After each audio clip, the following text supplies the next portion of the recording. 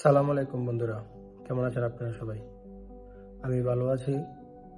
তো আজকে খুবই গুরুত্বপূর্ণ কিছু কথা বলবো। কথাগুলো শুনতে হবে, টানা যাবে না। না না, একদম টানা যাবে না, একটুও টানা যাবে না। পুরা ভিডিও দেখতে হবে এবং পুরা কথা শুনতে হবে। কোনো সময় আমি এরকম রিকোয়েস্ট করিনি, কারণ আপনারা কি করেন, আমি যেগুলো বলি কিছু ভিডিওগুলো তো সেম, আমি সবগুলো ইনফরমেশন দিচ্ছি, তারপর আপনারা পুরো ভিডিও দেখেন না, না দেখে কি করেন, আমাকে মেসেজ দেন, কল করেন, অনেক মেসেজ করেন, অনেক কল করেন। ওটা সমস্যা নেই, মেসেজ করেন, কল করেন, কিন্তু আমি ঠিক মতো রিপ্লাই দিতে পারি না, যে কারণে আপনাদের অনেক মন খারাপ হয়। আমি জানি অনেকের মন খারাপ হয় যে ভাই ভিডিও করে ওখানে বলে যোগাযোগ করার জন্য, তারপর রিপ্লাই করে না। অনেক সময় রিপ্লাই করে, অনেক সময় করতে পারি না। কিন্তু আপনারা যেটা জানতে চান সম্পূর্ণ ভিডিওর মধ্যে আছে, সবকিছু আমি বলছি, তারপর আপনারা পুরো ভিডিও না দেখা কনফিউজে থাকেন। তো সেই জন্য একটা মুহূর্ত টানা যাবে না, পুরোটা ভিডিও দেখতে হবে। দেখলে আপনাদের মনে যা কোশ্চেন আছে সবগুলোর অ্যান্সার পেয়ে যাবেন। যদি টানেন না তাহলে খবর আছে, সত্যি কথা খবর আছে। না, খবর নাই, কোনো কিছু খবর নাই, সব খবর ডালিমের কাছে ছিল। তো মেজর ডালিম সব খবর প্রকাশ করে দিছে, আমার কাছে কোনো খবর নাই। তো মনোযোগ সহকারে ভিডিওটা পুরোটা দেখুন। আশা করি আপনাদের মনে যা কোশ্চেন আছে সবগুলোর অ্যান্সার আপনারা পেয়ে যাবেন।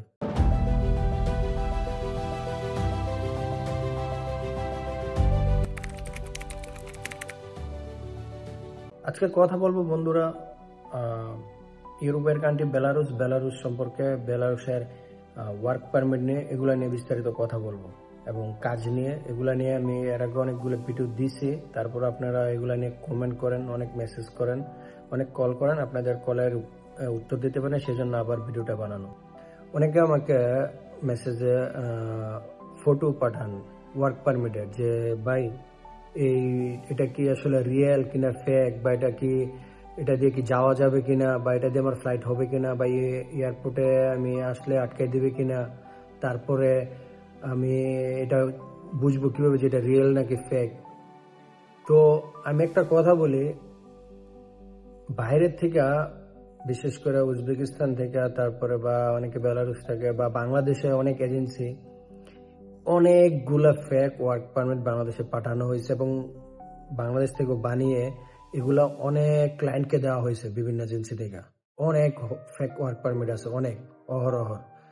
তো ফেক ওয়ার্ক পারমিট বানিয়ে মানুষদের কাছে বিক্রি করে ওদেরকে এখন অনেক মানুষদের অনেক দিন ধরে ঘুরাচ্ছে, এই দেশে পাঠাবে, ওই দেশে পাঠাবে, স্টিকার ভিসার জন্য এরকম করে পাঠাচ্ছে, পাঠায় আবার ব্যাকও নিচ্ছে, অনেক ঘুরাচ্ছে, কিন্তু ভিসা হচ্ছে না, ওদের ফ্লাইটও দিতে পারছে না। দেখেন, বেলারুসে ফ্লাইট সবসময় অহরহ দেয়া যায় না, কারণ এটা ইউরোপের কান্ট্রি, তো সেই জন্য এত সহজে এখানকার ফ্লাইট হয় না।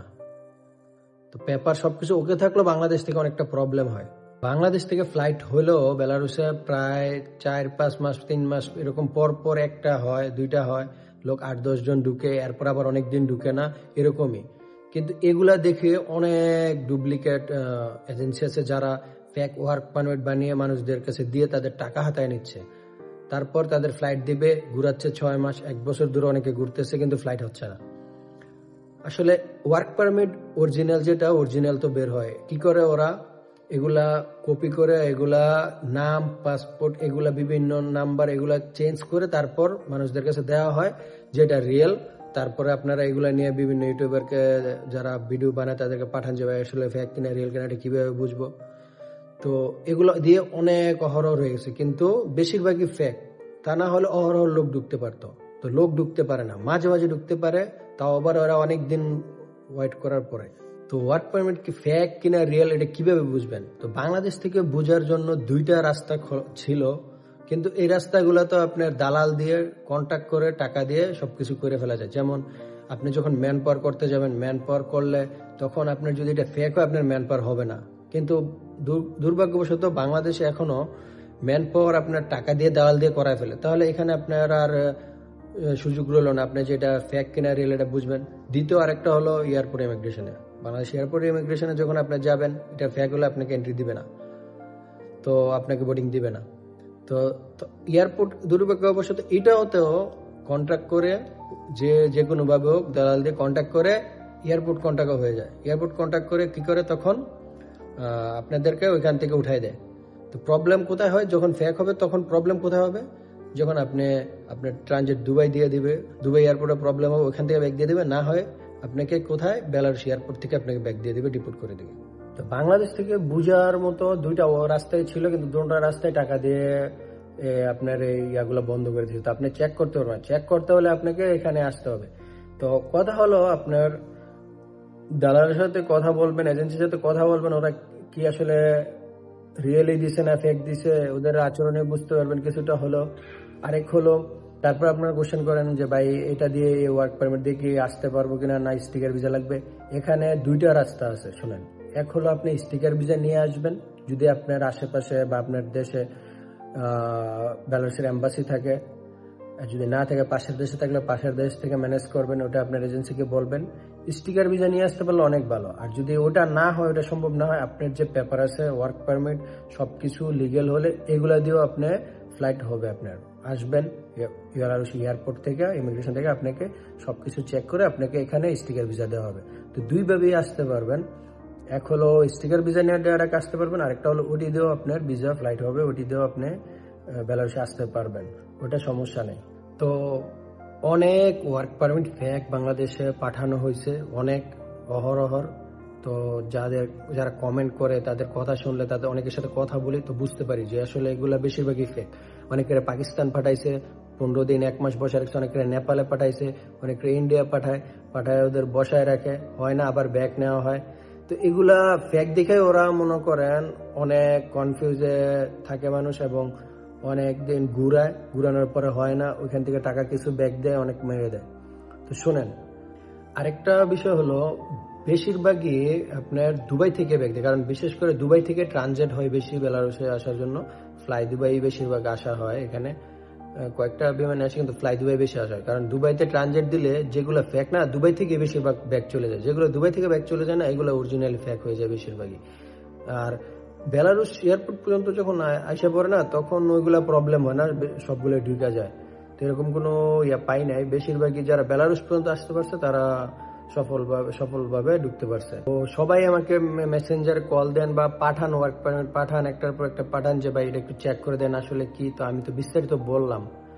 তো ভিডিওটা পুরোটা দেখে থাকলে অবশ্যই আশা করি আপনারা বুঝতে পারবেন, কারণ আপনাদের মেসেজ আমি ঠিক মতো উত্তর দিতে পারি না, আপনাদের অনেক মন খারাপ হয়, সেই জন্য আর কি আবার আমাকে ভিডিওটা বানাইতে হয়েছে। আমার ভাইয়েরা যারা বেলারুশের জন্য জমা দিয়ে ফেলছেন, যাদের পেপার বের হয়েছে, যদি দালাল 6 মাসের উপরে হয়ে যায়, তারপর অপেক্ষা করতে বলে, কিছুদিন অপেক্ষা করবেন। বেশি অপেক্ষা করলে হয়তো আপনার টাইমটা লস হবে, তো আপনার জন্য আরো প্রবলেম হয়ে যাবে। তো যদি মনে হয় যে এরকম যে না, আপনি খপ্পরে পড়ে গেছেন, দালাল খপ্পরে, তখন টাকা যত তাড়াতাড়ি সম্ভব উঠাই নেবেন, উঠে অন্য একটা ভালো জায়গায় জমা দিবেন আবার। আর যারা আসতে চাচ্ছেন, জমা দিবেন নতুন, তো আমার ভাইদেরকে বলতে চাই, যারা বাংলাদেশ থেকে, ইন্ডিয়া থেকে বা দুবাই থেকে হোক, সৌদি থেকে হোক, যেখান থেকে জমা করবেন, তো বুঝে শুনে জমা করবেন, যেন কোনো ফালতু লোকের কাছে না পড়ে যান, যেন এটা নিয়ে আবার অনেক সময় আপনার লস হয়ে যায় জীবন থেকে, এরকমটা যেন না হয়। খবর নেবেন, খবর নিয়ে বুঝে শুনে তারপর জমা করবেন, যেন কোনো প্রবলেম না হয়। আরেকটা বিষয়, এখানে অনেকেই কাজের বিষয় নিয়ে কথা বলেন, যে ভাই এখানে কি কি কাজ করা যায়, বা ফুড ডেলিভারি করা যায় কিনা, বা তারপরে গাড়ি চালানো যায় কিনা, এগুলো নিয়ে অনেকে কোশ্চেন করেন। বা বেতন কত? বেতন আপনি সব দেশেই, আপনি আরব কান্ট্রিতেও যদি আপনার মেধা থাকে, আপনার ওরকম এক্সপিরিয়েন্স থাকে, আপনি আরব দেশে অনেক টাকা কামাইতে পারবেন। তারপরও এদেশেও বেতন ভালোই, খারাপ না। প্রথম অবস্থায় হয়তো একটু কম হয়, সব জায়গায় প্রথম অবস্থায় বেতন একটু কম থাকে, তারপর আস্তে আস্তে আপনার এক্সপিরিয়েন্স হবে, আস্তে আস্তে আপনার বেতন বাড়বে। বেতন ভালোই, এত খারাপ না। 5-6 মাস গেলে তারপর বেতন, ভালো একটা বেতন পাওয়া যায়। কাজও অনেক ভালো রকমের কাজ আছে। আপনি চাইলে, যদি কোনো কোম্পানিতে আপনি কাজ করতেছেন, আপনার ভালো লাগতেছে না, আপনি চাইলে অন্য একটা কোম্পানির সাথে যোগাযোগ করে আপনি এটা চেঞ্জও করে নিতে পারেন। চেঞ্জ করার মধ্যেও এত কোনো প্যারা নেই, এত কোনো প্রবলেম নেই। আরব কান্ট্রির মতো যে মালিকের সব কিছু লাগবে এরকম না, আপনি চাইলে নিজে চেঞ্জ করতে পারবেন, এখানে কোনো প্রবলেম হয় না। এখানে গাড়ি চালাইতে হলে রাশিয়ান ভাষা লাগে, যদি রাশিয়ান ভাষা আপনার ফুল জানা থাকে, আপনি ফুড ডেলিভারি কাজ করতে পারবেন, গাড়িও চালাতে পারবেন, সমস্যা নেই। কিন্তু এখানে ভাষাটা হলো মেন, ভাষাটা আপনি পারলে আপনি অনেক ভালো ভালো মানের কাজ নিতে পারবেন।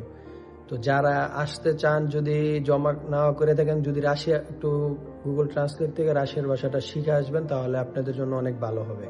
তো প্রিয় ভিউয়ার্সরা, আশা করি আপনারা যদি ভিডিওটা পুরোটা দেখে থাকেন, আপনাদের সব প্রশ্নের উত্তর পাইছেন। আর যদি কেউ তারপরেও কোনো কনফিউজে থাকেন, তাহলে অবশ্যই আমাকে কমেন্ট করবেন, কমেন্টে বলবেন যে কি প্রবলেম, আমি আপনাদের কমেন্টে উত্তর দিয়ে দেবো। আর যদি তাও আপনার মনে হয় যে না কথা বলতে চাই, তাহলে রিপ্লাই করবেন। হয়তো দেরি হতে পারে বা আমি তাড়াতাড়িও করতে পারি, তো সেজন্য মন খারাপ করবেন না। তো যাদের আমি রিপ্লাই করতে পারি বা যাদের কল ধরতে পারি তো ধরি, আর না ধরতে পারলে ওটার জন্য মন খারাপ করবেন না। আর না ধরতে পারার জন্য আমি সবার কাছে সরি। যদি আমার এই ভিডিওর মাধ্যমে আপনাদের উপকার হয়ে থাকে, ভালো লেগে থাকে, তাহলে অবশ্যই পাশে থাকবেন, সাপোর্ট করবেন। তো আরও ভালো ভালো অবশ্যই আপনাদের জন্য ভিডিও নিয়ে আসব। কি নিয়ে আপনাদের জানার আগ্রহটা কমেন্টে জানাবেন, আমি অবশ্যই ওটা নিয়ে আবার ভিডিওতে আসব। তো আজকে এতটুকুই, ভালো থাকবেন সবাই, সুস্থ থাকবেন। আবার দেখা হবে নতুন কোনো ভিডিওতে। আল্লাহ হাফেজ।